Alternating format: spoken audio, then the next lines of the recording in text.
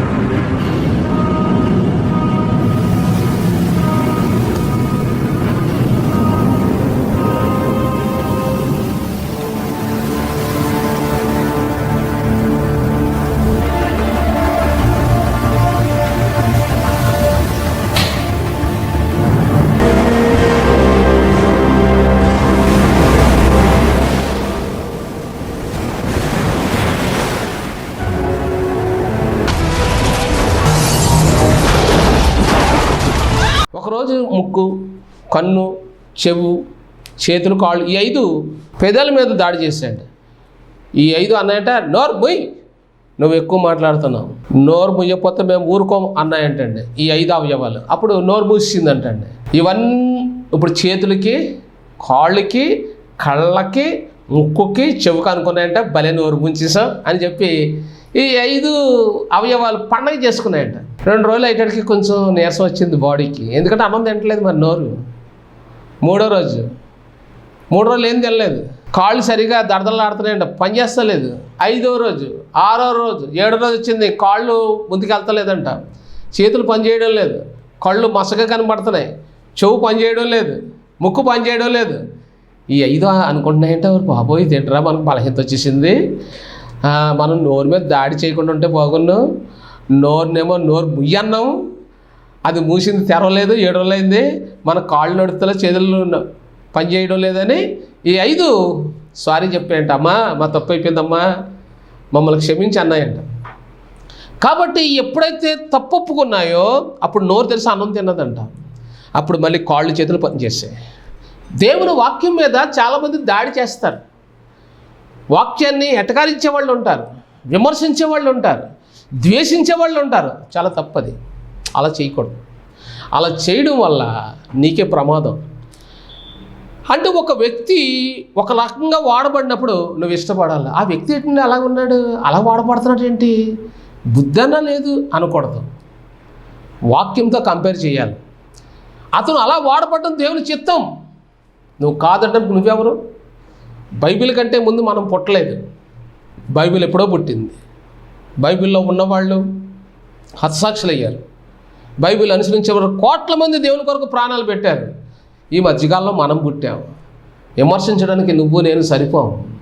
ఎవరు ఎలా వాడబడతారనేది దేవుని చిత్తం, అది ఆయన ఆధీనంలో ఉందో అలాగే జరుగుతుంది. కానీ కాదనడానికి ఏ ఒక్కరు సరిపోరు. ఇక్కడ ఈ బైబిల్లో ద్వితీయోపదేశకాండము 28వ అధ్యాయము 8వ వచనం ఎలా చెప్తుంది, నీ కొట్లలోను నువ్వు చేయి ప్రయత్నములన్నిటిలోనూ నీకు దీవెన కలిగినట్లు యెహోవా ఆజ్ఞాపించును, నీ దేవుడని యెహోవా నీకు ఇచ్చుచున్న దేశంలో ఆయన నిన్ను ఆశీర్వదించును. ఆయన ఆశీర్వదిస్తాడు. ఎప్పుడు? సాధువుగా ఉన్నప్పుడు ఆశీర్వదిస్తాడు. నీకు అన్నీ సమృద్ధిగా ఉంటాయి. నువ్వు సాధువు మనసును ధరించుకోవాలి. క్రీస్తు మనసును నువ్వు ధరించుకున్నప్పుడు, మృదుగా ఉన్నప్పుడు, ఎవరి మీద కోప్పడకుండా, ఎవరిని అనుమానించకుండా, ఎవరిని ద్వేషించకుండా, అలా ఉన్నప్పుడు నీ సాక్ష్యం నువ్వు కాపాడుకుంటున్నావు అన్నమాట. ఎవరినైనా కానీ కామెంట్ చేసేవను కానీ నీ సాక్ష్యం పోయింది, ఇంకా నీకు దీవెన కూడా పోయింది. నువ్వు సాధువుగా ఉంటే ఈ దీవెనలు నీలోకి వస్తాయి.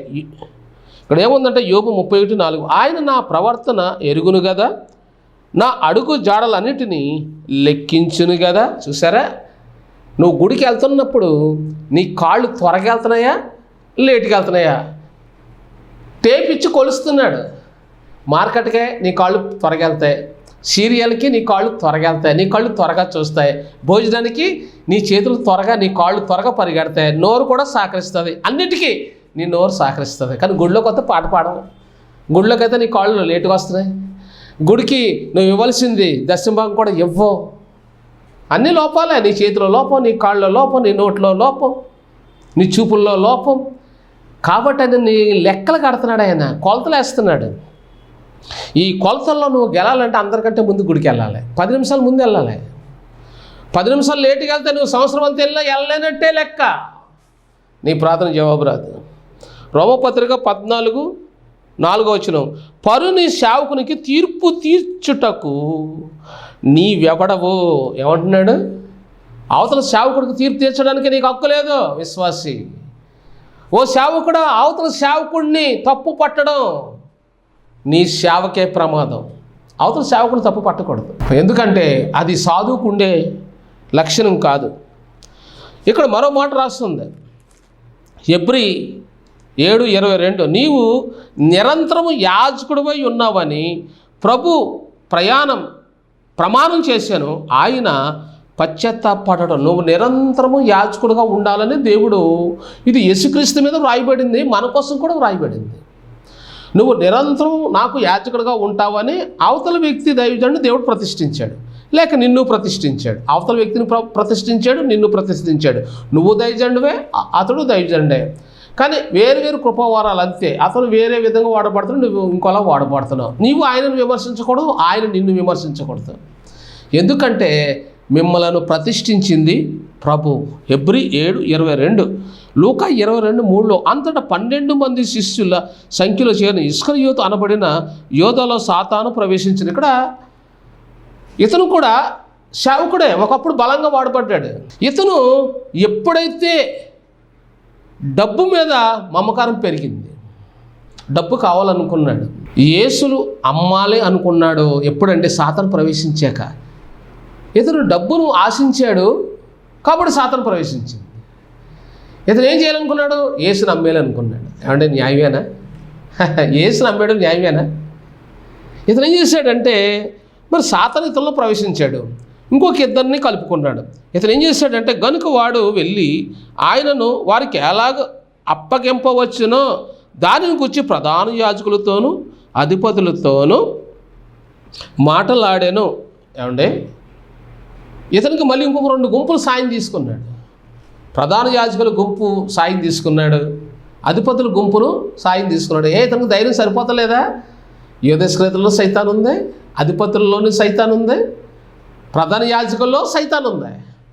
ఈ 3 సైతాన్లు కలిపి యేసును అప్పగించమని, చంపేయమని యోధేశ్వరులను ప్రేరేపించాయి. యోధేశ్వరుడు యేసును ఎప్పుడైతే అప్పగించాడో, మరణం ఎప్పుడైతే ఓకే అయిపోయిందో, సైతాను వెంటనే నా పని నెరవేర్చుకున్నానని యోధేశ్వరుని వదిలేశాడు. ఎప్పుడైనా సరే ఒక వ్యక్తిని కామెంట్ చేయడంలో, నిందించడంలో, ద్వేషించడంలో నువ్వు ముందుంటే ఖచ్చితంగా యోధేశ్వరులో ఉన్న దురాత్మ నీలోకి వచ్చిందనమాట. ఒక వ్యక్తిని నిందిస్తున్నావు, ఆ వ్యక్తి మీద కేసు వేయాలనుకున్నావు, ఆ వ్యక్తిని ఎలాగైనా జైల్లో పెట్టాలనుకున్నావు, ఆ వ్యక్తి సరిహద్దును దోచుకోవాలనుకున్నావు, ఆ వ్యక్తిని భూభాగాన్ని సంపాదించుకోవాలనుకోవడం పాపం. అది ఏ ఆత్మ? యోధేశ్వరులో ప్రవేశించిన దురాత్మ. డబ్బు కావాలనుకున్నావు, బంగారం కావాలనుకున్నావు, పొలం కావాలనుకున్నావు, ఇల్లు కావాలనుకున్నావు, ఆ వ్యక్తి మీద కేసు వేయాలనుకున్నావు. ఈ దురాత్మ పేరు ఏం పేరు తెలుసా? యోధేశ్వరులో ప్రవేశించిన దురాత్మ నీలో ఉంటే అలాంటి తలంపులు నీకు పడతాయి. ఇదంతా నాదే, ఇదంతా నా సంపాదనే. ఇది యోధేశ్వరు దురాత్మ అంటారు దీన్ని. ఈ దురాత్మ ఎవరికైతే వస్తుందో వాళ్ళకి రాత్రి నిద్ర పట్టదు, తిన్నది అరగదు, మనశ్శాంతి ఉండదు, అవతల వాళ్ళకి కీడు చెయ్యింది నిద్ర పట్టదు, గుడికి కూడా వీళ్ళు రారు. వీళ్ళు క్రైస్తవులే మళ్ళీనే. అలాంటి దురాత్మలు క్రైస్తవుల్లో ఉంటాయి, జాగ్రత్త, దాని నుంచి విడుదల పొందండి. ఇక్కడ మరొక మాట రాశాడు, ఈ 3 గుంపులు అంటే సైతాను గుంపు, యాజకుల గుంపు, అధిపతుల గుంపు ముందుకు తోసే యోధేశ్వరుని. ఎప్పుడైతే మరణం ఓకే అయిపోయిందో యేసయ్యకి, సైతాను వదిలేయడంతో ఎవరు బుక్ అయిపోయారు? యోధ బుక్ అయిపోయాడు. వాళ్ళు బాగానే ఉన్నారు.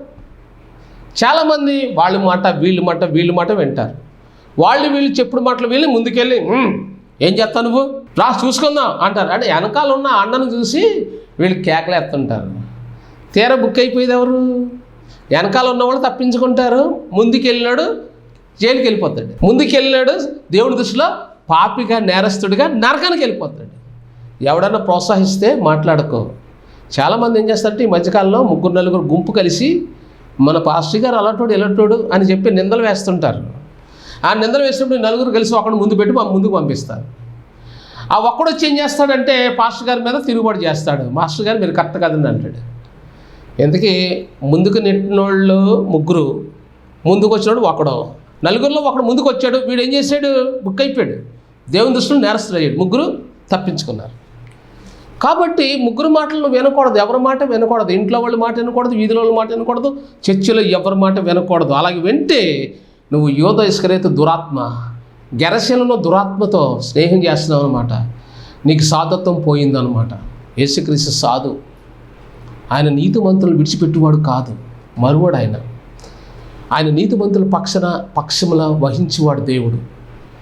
నిష్పక్షపాతంగా నీతిమంతుడు నిందించకూడదు. పాస్టర్ గారిని నిందించకూడదు. ఏ పాస్టర్ని నిందించకూడదు. అలాగే నీ పక్కన సహోదరుని కూడా నిందించకూడదు. నీ తోటి విశ్వాసం కూడా నువ్వు నిందించకూడదు. అవతల సంఘానికి వెళ్ళి విశ్వాసం కూడా నిందించకూడదు. ఎవరైనా నిందించకూడదు. సాత్వికంగా ఉండాలి, మౌనంగా ఉండాలి, దీన మనసు కలిగి ఉండాలి. అది సాధత్వం. అంటే నువ్వు క్రీస్తు స్వభావం ధరించుకున్న వాళ్ళు మౌనంగా ఉంటారు. సైతాను స్వభావం ధరించుకున్న వాళ్ళు బడబడబడని వాగుతూ ఉంటుంటారు. అలాగ వాగిన వాళ్ళు నరకానికి చేరువలో ఉంటారు, దేవునికి దూరంగా ఉంటారు. బైబిల్లో మరో మాట రాస్తుంది. అపోస్తుల కార్యం 1వ అధ్యాయం 18వ వచనం. ఈ యోధ ద్రోహం వలన ఆయన్ని అప్పగించాను. చూడండి ఇక్కడ మాట ఏం రాస్తుందో. యేసుప్రభుని అప్పగించినందువల్ల యోధ ద్రోహి అని రాయబడిందండి. అపోస్తుల కార్యం 1వ అధ్యాయం 18వ వచనం. ఒక వ్యక్తిని పరువు తీసేస్తే, ఒక వ్యక్తిని కామెంట్ చేస్తే, దైవజనుడు కరెక్ట్ కాదని నువ్వు అనగలిగితే నీకు దేవుడు వేసే ముద్ర ఏంటో తెలుసా? ద్రోహి అని ముద్ర వేస్తాడు. మరి పరలోకం ఎక్కడ చేరుతావు? ద్రోహి అని ముద్ర ఎవరిది? సైతాన్ది. సైతాన్ రాజ్యం నరకానికి వాడు గొలుసులతో బంధించి మరి తీసుకెళ్తాడు. భూమి మీద నువ్వు ద్రోహి అన్నావు కదా పాస్టర్ గారిని, మీ పాస్టర్ గారిని, నేను ఎలా ఊరుకుంటాను అంటాడు. అనిపించింది వాడే, నిన్ను నరకం తీసుకెళ్ళింది కూడా వాడే. కాబట్టి నీ నోరు జాగ్రత్త. ఇష్టం వచ్చినట్టు మాట్లాడుకో. ఒక్క మాట నువ్వు మాట్లాడావు, పాస్టర్ గారి గురించి నిందించావు, నీ నోటి మాట వల్ల అతను ప్రసంగాలు ఆగిపోతాయి. అతను ప్రసంగం చేయలేడు, ఇంకా ఆ మాట రిపీట్ అవుతుంటుంది బుర్రలో. ఆధ్యాత్మిక పరిశుద్ధాత్ముడు వాడు కూడా ఆయన్ని నువ్వు అన్న మాట అడ్డేసేస్తుంది. అది సైతాన్. అది పాస్టర్ గారు కరెక్ట్ కాదని అనడంతో ఆయన 4-5 ప్రసంగాలు ఇంకా చేయలేడు. ఒక వారం, నెల రోజుల దాకా ప్రసంగం చేయలేదు అనుకో, ఆ పాపం నీ మీద ఉంటుంది, నీ నెత్తి మీదకి వచ్చి ఉంటుంది. ఎందుకని? నువ్వు పాస్టర్ నిందించావు. నీకు ప్రసంగాలు ఉండవు, నీకు బోధలు ఉండవు, నిన్నెవరు పట్టించుకోరు. నీకు బోధలతో పని ఉండదు, ప్రార్థనతో పని ఉండదు. పనిలోకి పోతావు వస్తావు, పనిలోకి పోతావు వస్తావు గుడికి లేకపోతే మానేస్తావు. కానీ ఒక నింద వేసేసి తప్పించుకున్న తర్వాత ఆ పాస్టర్ గిలగిలా కొట్టుకుంటాడు. ఏం చేయాలో అర్థం అవ్వదు. అదే మాట అతను మనసులో రిపీట్ అయ్యి వాక్యం చదువుతాడు, కానీ వాక్యం నుంచి అర్థాలు రావు. వాక్యం కూడా చెప్పలేడు. ఒకవేళ చెప్పినా కానీ ఏ మర్మాలు రావు. పరిశుద్ధాత్ముడు వాడుకోకుండా పాస్టర్ గారిని సైతాను అనే ఉచ్చులో నీ ఒక్క మాట బంధించేస్తుంది. మరి పాస్టర్ గారు వాక్యం చెప్పకపోతే ఎంతమంది నశించిపోతారు? ఎంతమందికి నష్టం? వేలాది మందికి నష్టం. నీ ఒక్క మాట పాస్టర్ గారి నోటిని కట్టేస్తుంది, వాక్యం రాకుండా మూసేస్తుంది. ఆ పాపం నీ మీదే ఉంటుంది. ఏ పాస్టర్ని నిందించకండి. ఓ సహోదరి, నువ్వు నిందించడం వలన ఆ దైవజనుడు వాడబడలేడు. ఆ పాపం నీ మీదకి వచ్చి కూర్చుంటుంది. నువ్వు చెప్పలేవు. చెప్పేవాళ్ళని ఆపేయకూడదు. జాగ్రత్త. బైబిల్ గ్రంథంలో మరొక మాట రాస్తుంది. మత్తయి 18:15. నీవు పోయి నీవును అతడును ఒంటరిగా ఉన్నప్పుడు అతన్ని గద్దించు, అతడు నీ మాట విను. ఎప్పుడైనా సరే, ఏ సేవకుడైనా సరే 10 మందిలో మా పాస్టర్ గారు కరెక్ట్ కాదని నువ్వు చెప్పకూడదు. అది నీకు పాపం. ఒంటరిగా ఉన్నప్పుడు చెప్పు. పాస్టర్ గారైనా సరే తన సహోదరుని గద్దించినప్పుడు వాక్యంతో గద్దించవచ్చు, లేదా ఒంటరికి వెళ్ళి గద్దించాలి. దైవజనుడిని 10 మందిలో హేళన చేయకూడదు, పేరు పెట్టి నువ్వు కరెక్ట్ కాదని అనకూడదు. అది పాపం. దైవజనుడు అయినా సరే ఎవరిని కూడా పేరు పెట్టి నువ్వు తప్పు చేస్తున్నావని 10 మందిలో అనకూడదు. రహస్యంగా అనాలి. నువ్వన్నా ఆయనన్నా రహస్యంగా ఒకళ్ళొకడు తప్పులు ఒప్పుకొని చేయి హ్యాండ్ ఇచ్చుకొని కౌగులించుకొని నా తప్పు అయిపోయింది క్షమించని ఒకళ్ళొకడు సమాధాన పడితే దేవుడు వాళ్ళ మధ్యకి వచ్చి ఉంటాడు. మరో మాట బైబిల్లో చాలా అద్భుతంగా రాయబడింది. మత్తయి 26:49. వెంటనే యేసునొద్దకు వచ్చి బోధకుడా నీకు శుభమని చెప్పి ఆయనను ముద్దు పెట్టుకొని. చూడండి, బోధకుడా అంటే బోధించేవాళ్ళు దైవజనులు. యేసుప్రభుని యోధ ఇస్కరియోతు అప్పగించినప్పుడు బోధకుడా అని చెప్పి అప్పగించాడు. మరి మీ పాస్టర్ గారు బోధకుడే కదా, నువ్వు కూడా మీ బోధకుడిని అప్పగించావు అంటే నిందిస్తున్నావు, ద్వేషిస్తున్నాడు. దాని అర్థం ఏంటో తెలుసా? యోధస్కరేతులో ఉన్న దురాత్మ నీలోకి వచ్చిందనమాట. కాబట్టి నువ్వు వాక్యం వినడం లేదు, పాస్టర్ గారిని నిందిస్తున్నావు. జాగ్రత్త. యోబు 1:6 అయినను నీవు ఇప్పుడు నీ చేయి చాపి అతనికి కలిగిన సమస్తమును మొత్తిని ఎడల అతడు నీ ముఖం ఎదుటనే దూషించి నిన్ను విడిచిపోవును అని యెహోవాతో అనగా అపవాది. 7 భూమి మీద ఇటు అటు తిరుగులాడుచు అందులో సంచరించుచు వచ్చితినని యెహోవాకు ప్రత్యుత్తరం ఇచ్చాను. దురాత్మ అపవాది పరలోకం వచ్చినప్పుడు దేవుడు అడుగుతున్నాడు, నువ్వు ఎక్కడి నుంచి వచ్చావంటే నేను భూమి మీద ఇటు అటు తిరుగుతూ వచ్చాను అంటుంది. ఇటు అటు అంటే అది నికరం ఉండదు, సాతాను నికరంగా ఉండదు. ఇటు అంటే తప్పులు వెతుకుతూ ఆ తప్పులని రాసుకొని ఫిర్యాదు చేయడానికి వస్తుంది పరలోకం. ఇప్పుడు ఈ దురాత్మ నీ దగ్గరికి వచ్చిందనుకో, నువ్వు కూడా తప్పులు ఎదుగుతావు. వీడు తప్పులు చేస్తున్నాడు, ఆమె తప్పులు చేస్తుంది. ఇది ఎవరి ఆత్మ? సైతాన్ ఆత్మ, అపవాద ఆత్మ తప్పులు పట్టుకొని అక్కడికి వెళ్తుంది. కానీ యోబు పక్షంలో ఏ తప్పు పట్టుకెళ్ళలేదు. యోబు సాధువుగా ఉన్నాడు, నీతిమంతుడిగా ఉన్నాడు. అప్పుడు దేవుడు అన్నాడు, నువ్వేం చేస్తావు చెయ్యి. వాడు మాత్రం సాధుత్వాన్ని వదిలిపెట్టాడు, మృతత్వం వదిలిపెట్టాడు. నా మనసును ధరించి ఉన్నాడంటే అతని మీద కంచి తీసే అన్నాడు. తీసేసాడు. 10 మందిని చంపేశాడు. సాతాను ఆశను తీసేసాడు. శరీరం కుళ్ళిపోయింది. తన 3 స్నేహితులు నిందించడం మొదలుపెట్టారు. తన కట్టుకున్న భార్య నిందించడం మొదలుపెట్టారు. ఇప్పుడు యోబుకి శత్రువులు ఎంతమంది? 4. ఇంట్లో భార్య శత్రువు, స్నేహితులు 3 శత్రువులు. అయినా అతను తప్పు చేయలేదు, అతను సాధుత్వాన్ని పాడు చేసుకోలేదు. దేవుడు కోపం వచ్చింది, 3 గద్దించాడు. కానీ భార్య నిందించిందని గద్దించాడు తప్ప ప్రేమించడం మానలేదు. యోబు క్షమించాడు. భార్య నిందించినందువల్ల క్షమించాడు. మళ్ళీ ఆమెతోనే కాపురం చేశాడు. 10 మందికి తల్లి అయ్యింది. అది సాధుత్వం అంటే. ముందు 10 మందిని కన్న తల్లి వాళ్ళు చనిపోయారు. భర్తను నిందించింది, కానీ భర్త ఓర్చుకున్నాడు. ఆమెతోనే కాపురం చేశాడు. కన్యకను నాకు వద్దు అన్నాడు. కన్యక నేను చేసుకోను, మళ్ళీ ఇంకొక పెళ్లి చేసుకొని అన్నాడు ఆయన. అది నీతంటే. చాలామంది భార్య తిడుతుందని ఇంకొక ఆమెను చేసుకుంటాను అంటారు. తప్పది. నువ్వు ఏ భార్యనైతే చేసుకున్నావో ఆ భార్య చెడదవచ్చు, నిందించవచ్చు, ద్వేషించవచ్చు, దూషించవచ్చు. ఓర్చుకుంటే ఆమె కూడా సాధువుగా మారుతుంది. బ్రదరు మారుతుంది ఖచ్చితంగా. కాబట్టి ఆమెతో మళ్ళీ కాపురం చేశాడు. మంచి ఆరోగ్యం వచ్చింది. మళ్ళీ 10 మంది బిడ్డలకు తల్లి అయింది. ముందు 10 మందిని కన్నదే చనిపోయారు. మళ్ళీ 10 మందిని బిడ్డలు సంపాదించుకుంది. 7 కొడుకులు 3 కూతుర్ని. ప్రియులారా, అలాంటి మనస్సు నీకుండాలని వాక్యం చెప్తుంది. ఆదికాండం 4:6 యెహోవా కయ్యూనుతో నీకు కోపమేలా, ముఖము చిన్నబుచ్చుకొని ఉన్నావేమి? నీవు సత్క్రియ చేసిన ఎడల తలనెత్తుకొనవా? సత్క్రియ చేయని ఎడల వాకిట పాపం పొంచియుండును. చూడండి, దేవుడు ఒంటరిగా కోపపడిన కయ్యూను గద్దిస్తున్నాడు. కయ్యూనికి కోపం ఎందుకు వచ్చింది అని అంటే, ఏబేలు తప్పేం చేయలేదే. ఏబేలు యథార్థంగా తన పని తను చేసుకుంటున్నాడు. ప్రార్థన చేస్తే దేవుడు అన్నాడు. ఈయన ప్రార్థన వెళ్ళలేదు. ఇప్పుడు ఈయన ఎవరి మీద కోప్పడాలి? కయ్యూను దేవుడి మీద కోప్పడాలి. తమ్ముడి మీద ఎందుకు కోప్పడాలి? తమ్ముడు ఏం చేయలేదు కదా తప్పు. తమ్ముడు అన్నీ నేను తిట్టలేదు కదా. అన్నీ ఏమో తిడుతున్నాడు, మాట్లాడతలేదు, ద్వేషిస్తున్నాడు. తమ్ముడు హేబేలు మాట్లాడడం లేదు, తిరిగి జవాబు చెప్పడం లేదు. వాళ్ళు తిడుతున్నారు, నిందిస్తున్నారు, ద్వేషిస్తున్నారు, రకరకాల తప్పులు పడుతున్నాడు కయ్యూను. ఎవరిని? హేబేల్ని. కానీ హేబేలు మాట్లాడడం లేదు. సాధువుగా ఉన్నాడు, మృదువుగా ఉన్నాడు, అన్నిని క్షమిస్తూ ఉన్నాడు, అన్ని కోసం ప్రార్థిస్తున్నాడు. ఈలోగా దేవుడు ఎదురొచ్చి అంటున్నాడు, నీకు కోపం ఎందుకు? మొఖం ఎందుకు చనిపుచ్చుకున్నావు? నీ తమ్ముడు అంటే కోపం ఎందుకు? నువ్వు సత్క్రియ చేయలేదు కదా. నువ్వు సత్క్రియ చేయలేదు కాబట్టి వాకట పాపం పొంచి ఉంది. నీ తమ్ముడు నీతిమంతుడు అని చెప్పాడు, కానీ మారుమనసు పొందాడా? పొందలేదు. పొందితే తమ్ముడు ఎందుకు చంపుతాడు? ఇప్పుడు వెళ్ళి తమ్ముడిని చంపేశాడు. కోపం తమ్ముడిని చంపింది. కోపం, పగ, ద్వేషం, అసూయ ఉన్నవాళ్ళు బడబడబడబడి మాట్లాడుతూ ఉంటారు. తప్పు సార్. అమ్మా తల్లి, ఎక్కువ మాట్లాడకు. ఎక్కువ మాట్లాడు వాళ్ళ దగ్గరికి సైతం వచ్చి కూర్చుంటాడు. ఎక్కువ మాట్లాడేవాళ్ళు, తప్పులు పట్టే వాళ్ళకి నెమ్మది ఉండదండి, ప్రశాంతత ఉండదు. బైబిల్ వాక్యం ఎలా చెప్తుంది? హేబేలును దేవుడు ప్రశంసించాడు, కయ్యూను తప్పు ఒప్పుకోలేదు. కాబట్టి హేబేలు చనిపోయాడు, కయ్యూను శాపగ్రస్తుడయ్యాడు. కోపడ్డవాళ్ళు, చిరాకు పడ్డవాళ్ళు మాటలతో చంపేస్తారు. అండ్ మనిషిని కత్తితో చంపవసరం లేదు, మాటతో చంపించిన వాళ్ళు కూడా ఉన్నారు. మాటతో చంపేయకూడదు, మాటతో సేవను చంపేయకూడదు, జాగ్రత్త. యాకోబు పత్రిక 1:27 దిక్కులేని పిల్లలను విధవరాండ్రను వారి ఇబ్బందులు పరామర్శించుటయు యహలోక మాలిన్యము తనకు అంటకుండా తన్ను తాను కాపాడుకొనుటి అనే. చూసారా, ఇహలోక మాలిన్యం నీకు అంటకుండా ఉండాలంటే నువ్వు ఎవ్వరిని నిందించకూడదు, ఎవ్వరిని ద్వేషించకూడదు, ఎవ్వరి జోలికి వెళ్ళకూడదు. అప్పుడు ఇహలోక మాలిన్యం నీకు అంటుకోదు. ఎందుకంటే నువ్వు అవతల వాళ్ళు జోలికి వెళ్ళేవనుకో, వాళ్ళ గురించి తప్పుడుగా ప్రచారం చేసావనుకో, నీ నోరు వల్ల నీ జీవితం మాలిన్యం అయిపోద్ది.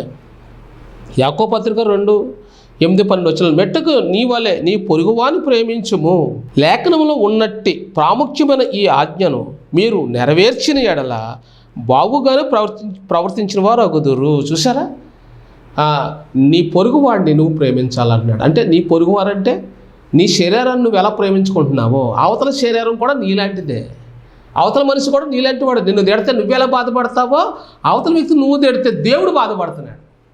మరి దేవుడు బాధపడకూడదు కదా. మరి అతను నన్ను తిట్టాడండి, నాకు అన్యాయం చేశాడండి, నాకు లేనిపోని ద్రోహం చేశాడండి, చేస్తే నీకు దేవుడు ప్రతిఫలం ఇస్తాడు. ఓర్చుకో. నీకు న్యాయం చేయడా, చేస్తాడు. నువ్వు ఓర్చుకుంటే నీకు ప్రతిఫలం ఇస్తాడు. అతన్ని దేవుడు శిక్షిస్తాడు. నువ్వు శిక్షిస్తే 2 మాటలు, దేవుడు శిక్షిస్తే మామూలుగా ఉండదు, గట్టిగా ఉంటాయి. నువ్వు మౌనంగా ఉంటే నీకు ప్రతిఫలం ఇస్తాడు, అక్కడ శిక్షిస్తాడు, అని శిక్షిస్తాడు. నువ్వే శిక్షించగలవు అవతల వ్యక్తిని. నువ్వు పగ తీర్చుకోవాలనుకుంటే నీకు వచ్చే ప్రతిఫలం పోతుంది, నీ మనశ్శాంతి ఉండదు. అదే నువ్వు ఆ వ్యక్తిని క్షమించి వదిలిపెట్టేసావు అనుకో, నీకు కిరీటం ఉంటుంది. ఆ వ్యక్తిని తగిన విధంగా దేవుడు ఏం చేస్తాడు, లైన్లో పెడతాడు. శిక్షించడమో లేకపోతే లైన్లో పెట్టడమో ఏదో ఒకటి చేస్తాడు. కానీ నువ్వే ప్రతిఫలం, నువ్వే శిక్షించడం కరెక్ట్ కాదు. యాకోబు పత్రిక 4:17 కాబట్టి మేలైన చేయని ఎరిగి అలాగ చేయని వానికి పాపము కలుగును. నువ్వు క్షమించాలి, క్షమించలేదు అనుకోండి, అది కూడా నీకు పాపమే. నువ్వు ప్రేమించాలి, ఆ వ్యక్తిని, తప్పు చేసిన వ్యక్తిని ప్రేమించాలి, క్షమించాలి, నువ్వు 2 చేయలేదు కాబట్టి నువ్వు దోషిగా, పాపిగా నిలబడిపోతావు. జాగ్రత్త. ఎందుకంటే నువ్వు రక్షణ పొందినప్పుడు దేవుడు నీకు ఏ ప్రేమ చూపించాడో ఇప్పటికీ దేవుడు అదే ప్రేమలో నీ కోసం నిలిచి ఉన్నాడు. అదే ప్రేమ నీకు ఇప్పటికీ చూపిస్తూనే ఉన్నాడు. ఆయన ప్రేమలో మార్పు లేదు. నీ ప్రేమలో మార్పు వస్తే నువ్వే నష్టపోతావు. ఆయన ప్రేమ శాశ్వత కాలం ఉంటుంది. నువ్వు అర్హురాలు కాదు, అర్హుడు కాదు, నీలో ఏ యోగ్యత లేదు, కానీ దేవుడు నిన్ను క్షమించాడే, ప్రేమించాడే. మర్చిపోయావా? మరి నువ్వు మర్చిపోతే దేవుడు ఏమంటున్నాడు తెలుసా?